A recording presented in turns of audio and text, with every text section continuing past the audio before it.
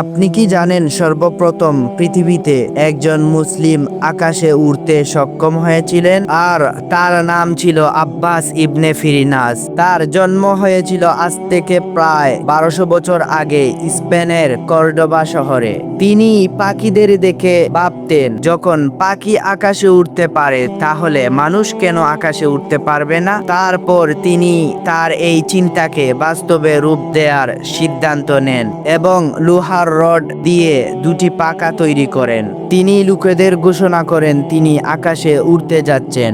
এরপর লোকেরা তাকে নিয়ে মজা করতে শুরু করে এবং হাজার হাজার মানুষ তার এই কীর্তি দেখার জন্য কর্ডোবা শহরের একটি টাওয়ারের সামনে এসে জড়ো হন, যেখান থেকে তিনি উড়বেন।